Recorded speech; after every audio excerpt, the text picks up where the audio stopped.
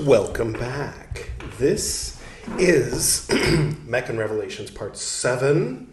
This is a very special episode of Meccan Revelations here on Chicken Philosophy because this is the first episode in which we'll actually be reading Meccan Revelations. Parts 1 through 6 are the introduction. If you, for some reason, would like to, instead of hearing the English translation of the words of Ibn al-Arabi, if you would prefer instead to listen to the introduction for 6 episodes, by all means, click there. That'll take you to the playlist. Otherwise, let's get started, shall we?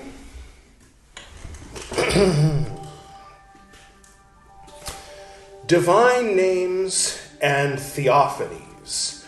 Why does it say William C. Chittick here?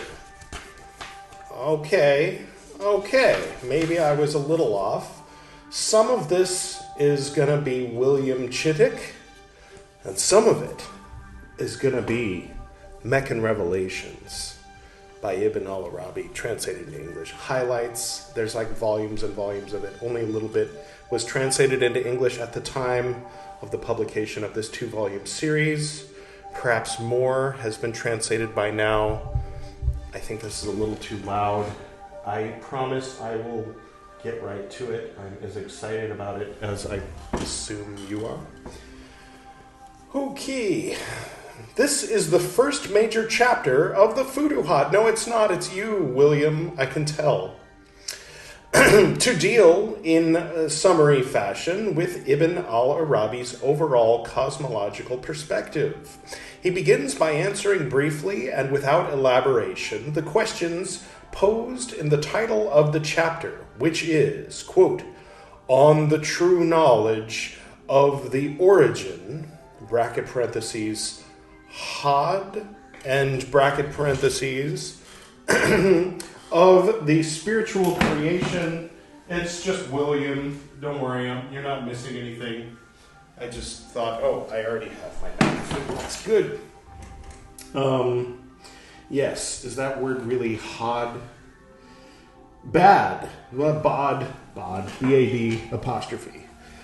All right. Anyway, of the spiritual creation, bracket parentheses, al-Ruhani. You came here to hear me try to pronounce Arabic phonetically written in bracket parentheses, didn't you? And bracket parentheses, and on who is the first existence, bracket parentheses, awal mawjud, and bracket parentheses. Within it, from what did, bracket parentheses, the spiritual creation, and bracket parentheses, come into existence? Within what did it come into existence? In what likeness, or mital, did it come into existence? Why did it come into existence? I know that's Todd's favorite part. Hi, if you're watching.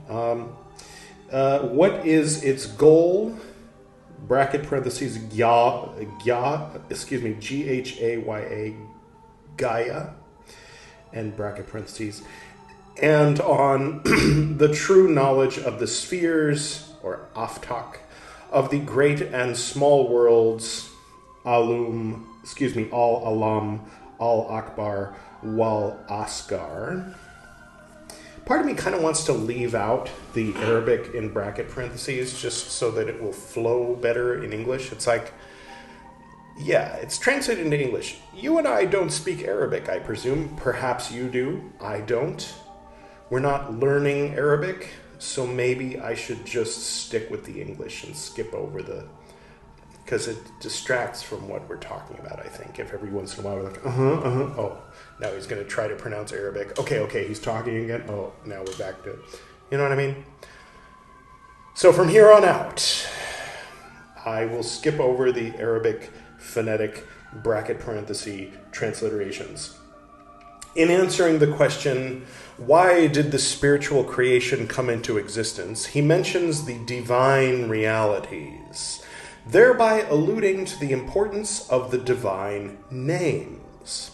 a topic which he has discussed in detail in previous chapters, parentheses, and which is dealt with in the present work, especially in the translations of chapter 73, question 118, and chapter 558, and parentheses. In the first half of the chapter, Ibn al-Arabi classifies everything that can be known into 4 broad categories, or, quote, objects of knowledge, end quote, thus outlining the contents of his own teachings. Then he turns to an exposition of the structure of the world. The third, quote, object of knowledge, end quote, by answering each of the questions posed in the title. At the end, he enumerates some of the correspondences that can be observed between the microcosm and the macrocosm. In the beginning section, quote, a concise exposition, end quote, a number of terms are mentioned which are explained later on in the text and hence are not footnoted at the first occurrence. All right, so in cases where it's going to really dive into the meaning of an Arabic phrase or word so that we can get additional insight beyond the English translation, we'll read that, but otherwise I'll skip it. Now I'm going to read something that I read in the first episode, but I'm going to read it again because I am. All right. The origin of creation is the dust. Let's hang out with that for a second. Okay. All right. I just want to point out that if by creation we're talking about like the Garden of Eden with flowers and animals and people and stuff, then modern scientific consensus would agree. Stardust, right? Photosynthesis helps. Anyway, the first existent within it is the Muhammadan reality pertaining to the All-Merciful. Now, as mentioned in that first episode, Muhammadan is means like universal, sort of the equivalent of what a New Age, I mean, I don't know if this is a good comparison, but like a Christian New Age blended person or a New Age person speaking to Christians trying to find common ground might use a phrase like Christ consciousness. And they're kind of not exactly referring to Yeshua of Nazareth, son of Joseph, who was crucified and resurrected, and unto him all things, etc., Nicene Creed, blah, blah, blah. But also, you know, like speaking in a way that the hearer could hear those things. So Muhammadan, meaning universal.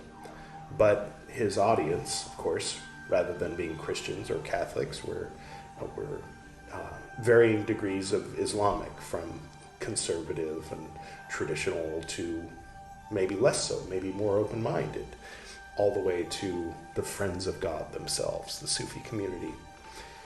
Everyone was familiar with the Prophet, right? So they could hear, oh, right, of course, the Prophet Muhammad in that phrase as well. All right. The first time I read through this, I just read it and didn't stop to reflect or say anything. And actually, the first time I read it was in 2007, which at this point is 16 years ago.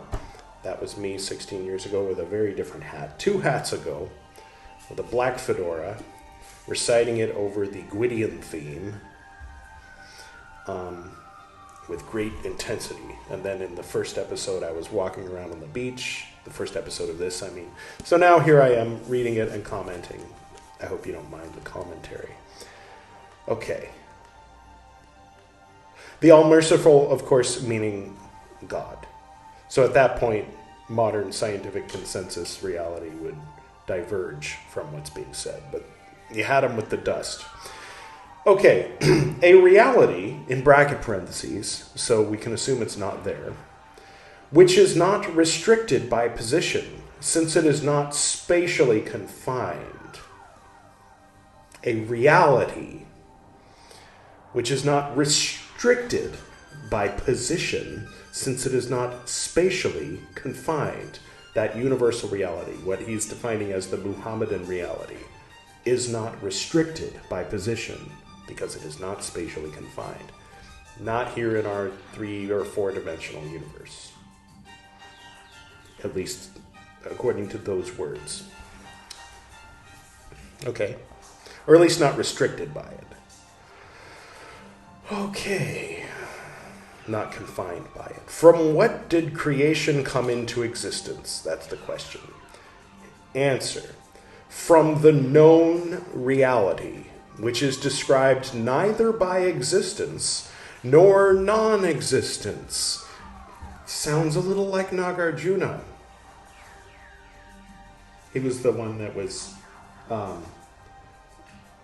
well, there's a few different people who use the name Nagarjuna, but the original Nagarjuna was basically the main voice, not necessarily the originator or the first of the Madhyamaka Mahayana Buddhists, but he was the most famous in the beginning.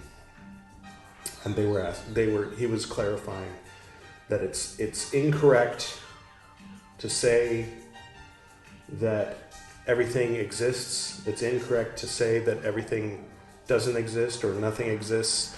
It's also incorrect to say everything exists and doesn't exist, and it's also incorrect to say nothing exists and doesn't exist. And you're kind of left going, what? So, I mean, people sometimes assume that is Buddhism. It is a form of Buddhism, especially toward a third of the way, well, like a few centuries into Mahayana and forward, whether it be Vajrayana or Zen, you'll find elements of Nagarjuna and Madhyamaka. I'm currently reading the Tipitaka to find out how much of that type or various other types of ideas actually originated from the mouth of the Lord Buddha himself. But anyway, yeah, so that line reminded me of Nagarjuna. I went off on a little bit of a side quest. All right.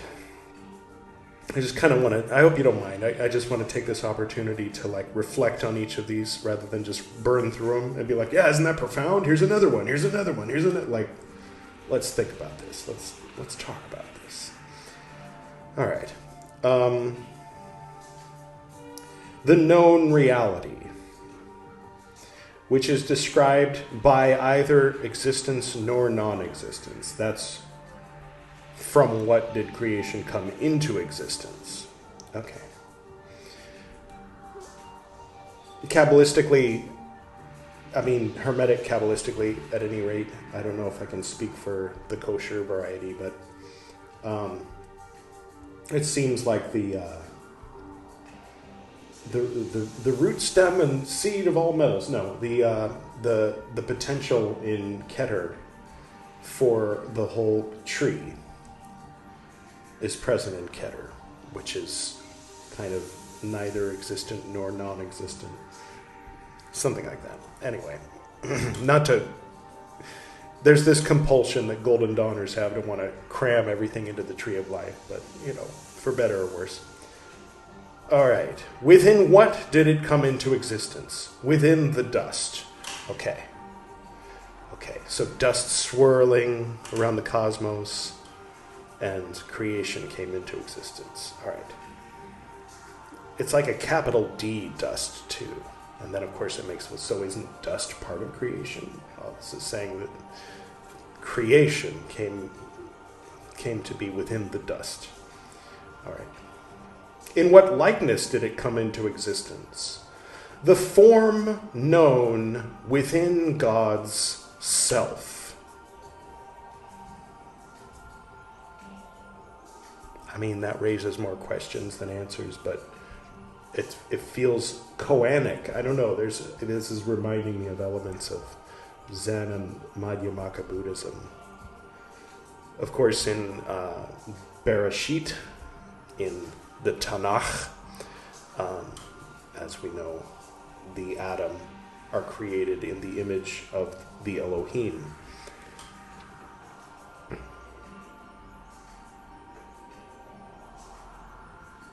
Creation, the form, in what likeness? In the form known within God's self. So as above, so below. You want to know what God looks like, look at the world. Not necessarily. I mean, in a sense, any one part of it. Or as much of it as you can see at once.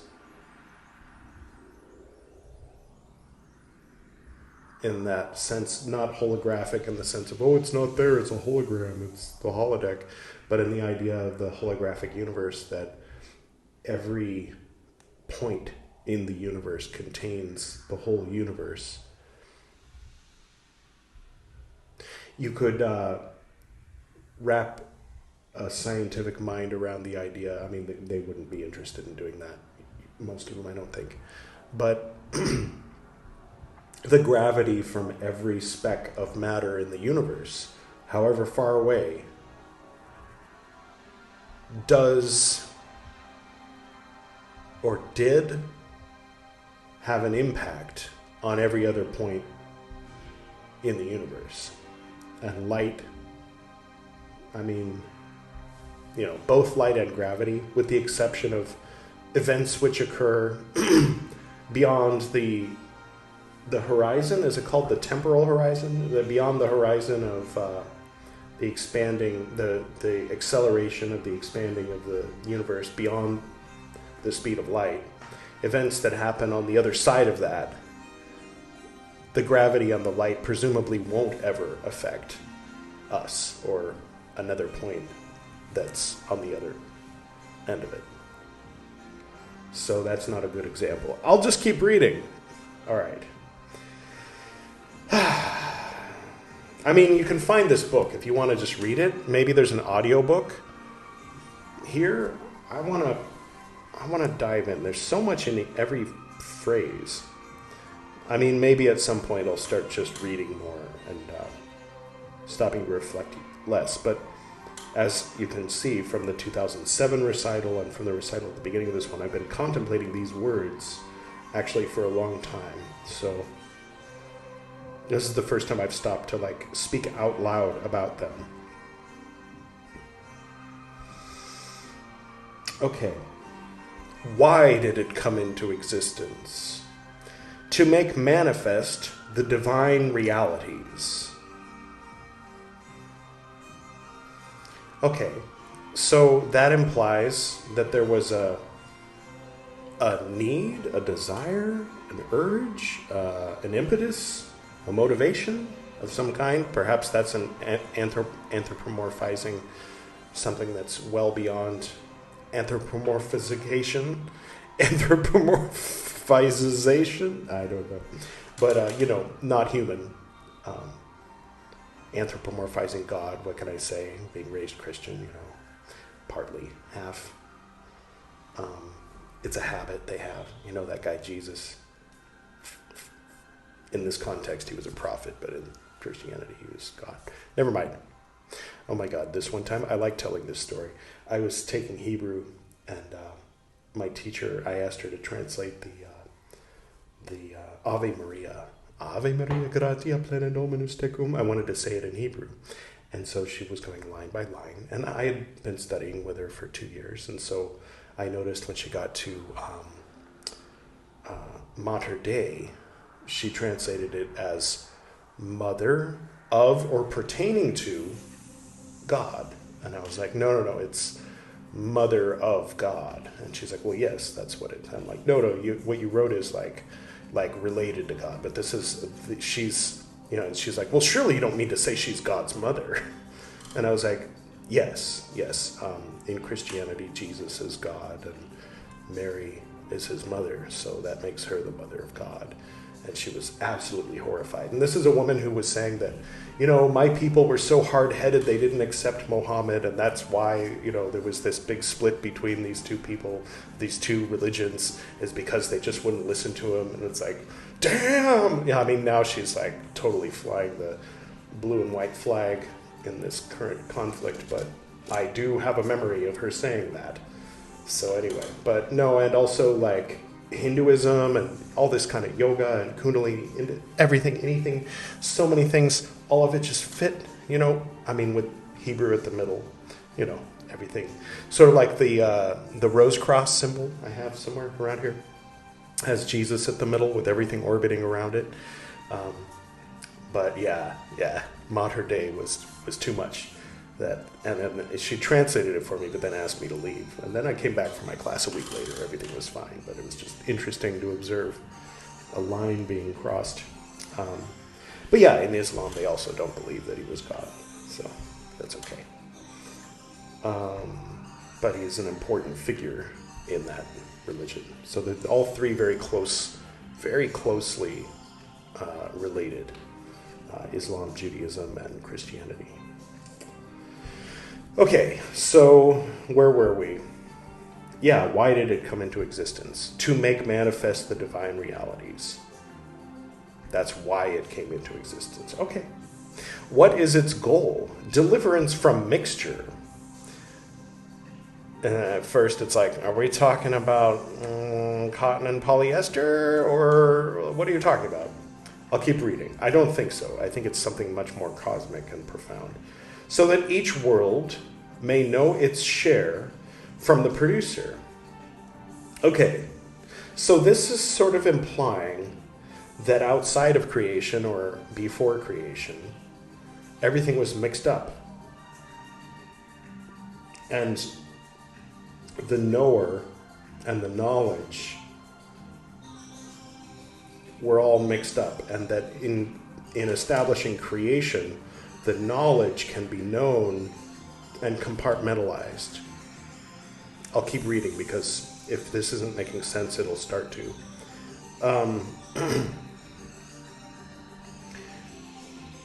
To the true knowledge of the spheres of the greater world, which is everything other than man, right? So in a sense, the macrocosm, but I mean, generally the macrocosm includes the microcosm, but the greater world, everything other than man, in the technical terminology of the Sufi community. So that's a term, a Sufi term, the greater world, everything other than man. And of the smaller world, which would be the microcosm or man. Man has to do with the spirit, cause, and occasion of the world. I'll continue. The world's spheres are its stations, its movements, and the differentiation of its strata. This makes me think of the planets and just kind of everything whirling around. Okay. This is everything contained in the present chapter. All right. That's interesting. Just as man is small by way of his body, so he is paltry by way of his temporal origination. Yeah.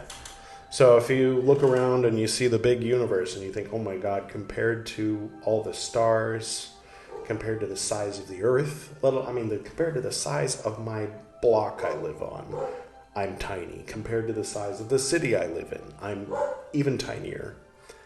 That dog is loud, but he is also tiny. And he is now a part of this episode because he decided that that's the way it's going to be. Compared to the state, compared to the country, compared to the planet, certainly compared to the solar system, the galaxy cluster, the whole shebang, the known universe, I am but a tiny, tiny little blip. And then someone says, but don't forget the fourth dimension. You go, wait, length, width, height? Where's the fourth dimension? And they say, time. Oh yeah, they say that the Big Bang was about 14 some odd billion years ago. And how old is the universe going to get? Well, I mean, forever old, but at a certain point in a trillion years or so, it's not going to be very recognizable as the universe as far as we see it today. So yeah, we're going to live maximum 120 years, let's say, being generous. A human being, 120 years. Probably a little more like 80 or 60, somewhere around there. So yeah, just as man is small by way of his body, so he is paltry by way of his temporal origination. But his theomorphism is a fact. Editor Edward, would you define theomorphism for us? A representation or concept of something or someone in the form of deity. The condition of being formed in the image of God. All right. Since he is the vicegerent of God in the world, while the world is subjected to him, and a vassal of God, in the same way that man is a vassal of God. Okay, a small nitpick. Must be something with the translation. It starts just as man is, and then but his, since he is a vassal of God in the same way that man is a vassal of God. That's like me saying, hi, I am Edward, which is exactly the same name as the one that I have. Little silly there. I'm going to keep reading. And we're almost somewhere. Know that man's most perfect plane is in this world. As for the next world, okay, are we talking about the afterlife, heaven, Bardo? The state of each person of the two groups being those who are alive and those who are in the next world, I presume, will be one half, though not his knowledge, since each has knowledge of the opposite state. Okay, so let me break this down as far as contemplation has allowed me to understand it. Right now, you, in a body, have the ability to affect and sense physical and non-physical things. Now, you might, for one reason or another, be entirely focused on physical things. However, if you're being honest, even if you think it's all in your head, there's plenty of non-physical things, right? Do you visualize? Do you remember? Do you fantasize? Whereas on the other side, after this life is over, what was the exact phrase? The state of each person will be one half, though not his knowledge, since each group has knowledge of the opposite state. So you, as a physical being, have knowledge of the physical universe and the other universe. And those on the other side have knowledge of the non-physical universe and the physical universe. But they're limited in their range to the non-physical universe, where we are not. We have access to both. That's as far as I think I understand that. Perhaps I'm wrong. Comment below. For in this world, man is nothing if not faithful and infidel at once. So I don't know. I don't know if that relates to my interpretation of the previous sentence. And the English word for, F-O-R, seems to imply that there's a relationship between this statement and what was just said. But I'll keep reading. Faithful and infidel at once.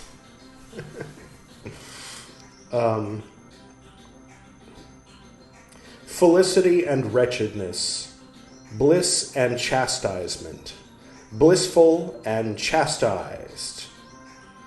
I think there's a recording of me reciting Thunder, the Perfect Mind somewhere out there. Editor Edward, could you link people to it in case you want to hear that? It's similar. It's Greek. It's old. Gnostic, they say. Though not specifically Christian Gnostic. Let's see. Hence, knowledge in this world is more complete, while theophany in the next world is more elevated. Editor Edward, could you define theophany for us?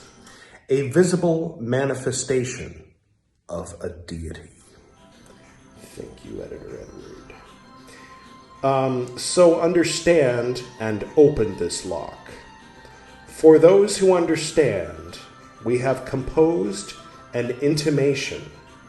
Though its words are repulsive and loathsome, its meaning is marvelous. The spirit of the great existence is the small existence.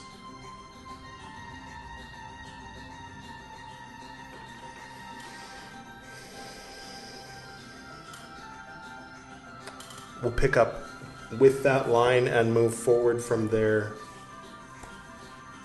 in Chicken Philosophy, Meccan Revelations, Part 8. Thank you for joining me on this journey, this ride, and until next time.